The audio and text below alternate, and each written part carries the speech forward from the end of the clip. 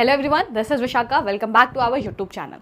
आज मैं आपको ऐसी स्ट्रैटेजी बताऊंगी जिसमें आप जनरल नॉलेज में 250 आउट ऑफ 250 स्कोर करोगे। आई नो कि अभी टाइम बहुत बहुत कम बचा है आपके एग्जाम में, फिर भी मैं ऐसी चीज़ें बताऊंगी जिससे आप अच्छा स्कोर करो, 100% तक स्कोर करो। अब आपका तो अब तो आपको पता चल गया कि आपके सारे पेपर आपके OMR पे होने हैं, सारे एग्जाम्स आपके OMR शीट पे ही देनी है। ओसवाल एक ऐसा बुक है जो मॉक टेस्ट के साथ साथ आपको OMR शीट भी प्रोवाइड करता है एग्जाम प्रैक्टिस के लिए। उसका लिंक हमारे डिस्क्रिप्शन बॉक्स में और कमेंट में भी पिन है। तो चलिए शुरू करते हैं आज का वीडियो। और आज मैं आपको बताऊंगी how to score 250 out of 250 in general test. अगर आगे बात करें तो जनरल टेस्ट को 4 पार्ट में डिवाइडेड है आपका। कौन कौन से? तो देखिए, पहले आपका हो गया क्वांटिटेटिव एप्टीट्यूड, दूसरा हो गया करंट अफेयर्स, और तीसरा हो गया लॉजिकल रीजनिंग, और चौथा हो गया हमारा जनरल नॉलेज। मैं आपको साथ ही साथ यूट्यूब पे पढ़ा भी रही हूँ। मैंने आपको कवर कर रखा है लॉजिकल रीजनिंग और जनरल नॉलेज। मैथ्स भी पढ़ाऊंगी और करंट अफेयर्स भी बताऊंगी। फिलहाल आगे मैं बढ़ूँ तो देखो, क्वांटिटेटिव एप्टीट्यूड में क्या करें कि आपका स्कोर बहुत अच्छा है।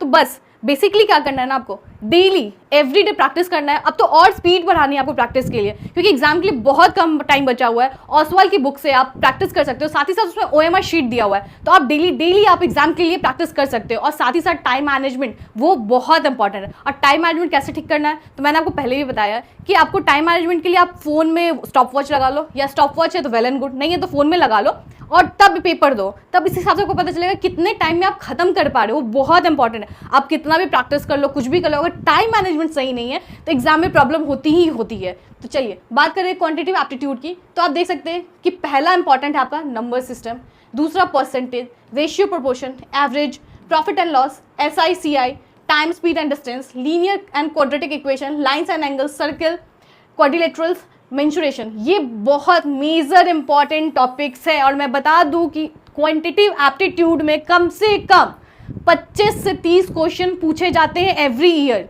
जी हाँ, 25 to 30 क्वेश्चन एवरी ईयर आते हैं। उसका अप्रोच करने का स्टाइल आपका होना है। तो बस इसीलिए आपको डेली प्रैक्टिस करना है, साथ ही साथ आपको मॉक टेस्ट भी लगानी है। आप यहाँ देख सकते हो, मैंने आपको एक बुक यहाँ दे रखी है। ये ओसवाल की CUET UG की क्वेश्चन बैंक है, जिसकी क्वांटिटेटिव एप्टीट्यूड की बुक दे रखी है। इसमें आपकी इनफ क्वेश्चंस दे रखे हैं प्रैक्टिस के लिए। मतलब इतने ज़्यादा क्वेश्चंस हैं कि आप एग्जाम के लिए एकदम 100% श्योरिटी के साथ कह सकते हो कि मैं प्रिपेयर हो गया। तो इसका लिंक हमारे डिस्क्रिप्शन बॉक्स में और कमेंट में भी पिन है, वहाँ से आप जाके परचेज कर सकते हो।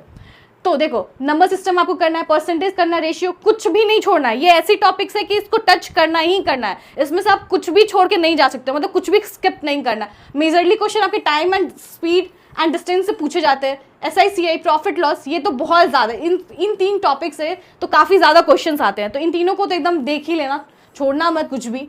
और आगे मैं बात करूँ तो आगे अभी आपका आएगा लॉजिकल रीजनिंग। अब लॉजिकल रीजनिंग की बात करूँ तो coding, decoding, direction, blood relation, clock and calendar, linear circular, arrangement, matrix arrangement, logical number series, visual reasoning and selection criteria. जी हाँ दोस्तों, लॉजिकल रीजनिंग ऐसा पोर्शन है ना आपका, बहुत स्कोरिंग है। अगर ये ढंग से आ गया तो आप जनरल टेस्ट में बहुत अच्छा स्कोर करोगे, बस इतने टॉपिक्स पढ़ के। और ये कहाँ से पढ़ेंगे, मैं उसकी दे रखी हूँ, मैं आपको पढ़ा भी रही हूँ यूट्यूब पे, आप वहाँ जाके भी चेक कर सकते हो इस टॉपिक को। और साथ ही साथ आप ओसवाल के लॉजिकल रीजनिंग के क्वेश्चन बैंक से भी प्रैक्टिस कर सकते हो। ठीक है, इसके बुक के अंदर सारे के सारे टॉपिक्स कवर है, साथ ही बहुत सारे क्वेश्चन दे रखे हैं प्रैक्टिस के लिए। ठीक है, और ये सारे जो भी मैंने अभी आपको बताया टॉपिक्स लॉजिकल रीजनिंग में, ये बहुत इंपॉर्टेंट है एग्जाम के लिए। अगर मैं ले लूँ तो एनालॉजी से भी आपके क्वेश्चंस अच्छे खासे आते हैं। देखो, मैं बार बार कह रही हूँ कि ये बहुत इंपॉर्टेंट टॉपिक है आपका लॉजिकल रीजनिंग्स के, इसको करना। और लॉजिकल रीजनिंग ही आपका स्कोरिंग है जनरल टेस्ट में। देखो, मैथ्स में क्या होता है ना कि बहुत बच्चे प्रैक्टिस करते हैं, लेकिन टाइम मैनेजमेंट की वजह से ना मैथ्स में भी क्वेश्चंस रह जाते हैं। पर अगर आप इसको अच्छे से कर रहे हो ना लॉजिकल रीजनिंग को, तो बिल्कुल गलत नहीं होगा, बिल्कुल भी नहीं। और जनरल नॉलेज में क्या होता है, जनरल नॉलेज में आपको आया तो आया, नहीं आया तो आगे बढ़ो, उसमें सोचने का टाइम नहीं लेना होता है। अगर आगे मैं बात करूँ आपकी जनरल नॉलेज की, तो जनरल नॉलेज के अंदर इंपॉर्टेंट टॉपिक्स है आपकी हिस्ट्री। मतलब आपको बेसिक नॉलेज होनी चाहिए हिस्ट्री की, ज्योग्राफी की, पॉलिटी की, इकोनॉमिक्स की, जनरल साइंस की, स्टैटिक की।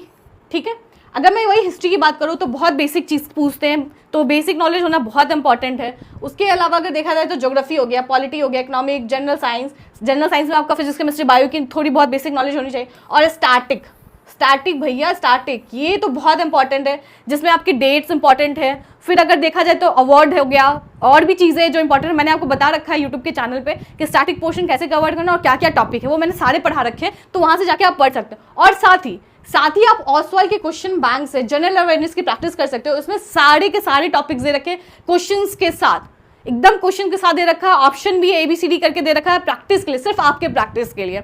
तो इसका लिंक हमारे डिस्क्रिप्शन बॉक्स में, ठीक है, वहां से आप जाके परचेज कर सकते हो। अगर मैं बात करूँ करंट अफेयर्स की, तो करंट अफेयर्स में आपको क्या करना है ना, करंट अफेयर्स में आपको 6 मंथ के करंट अफेयर्स उठाने हैं।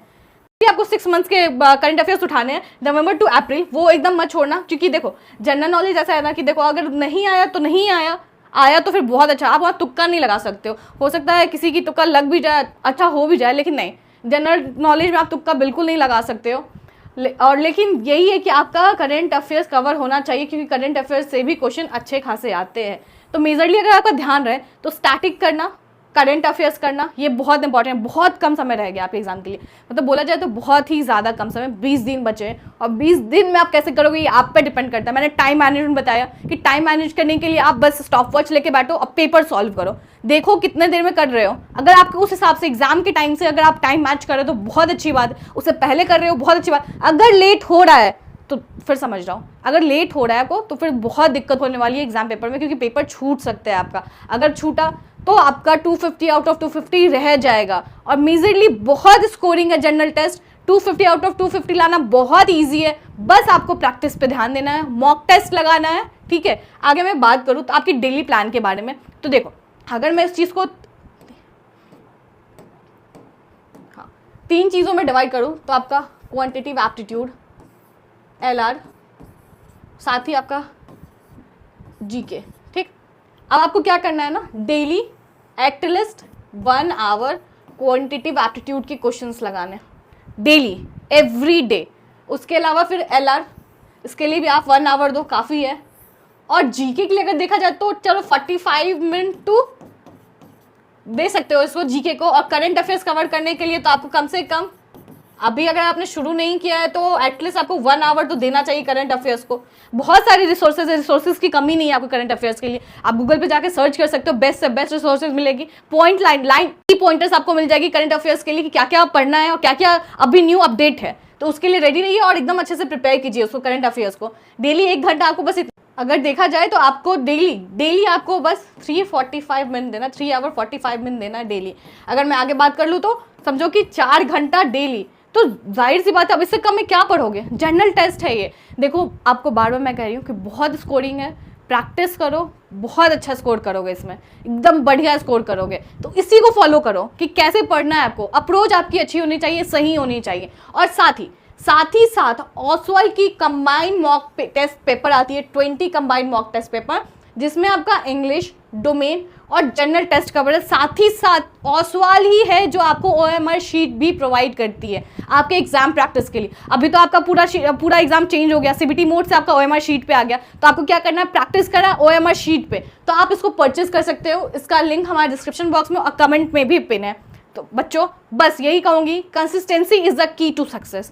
मतलब आपको एकदम कंसिस्टेंट रहना होगा अपने पढ़ाई को लेके। अगर अभी भी नहीं कंसिस्टेंट हो तो प्लीज़ शुरू कर दो, बहुत कम टाइम बचा हुआ है, आपको बेस्ट से बेस्ट यूनिवर्सिटी मिलेगी। तो इसके लिए कंसिस्टेंट बहुत ज़रूरी है, आपका रिजल्ट आपको डिसाइड करेगा कि आप कौन सी यूनिवर्सिटी में जा रहे हो, ठीक है। चलो all the best, have a good day.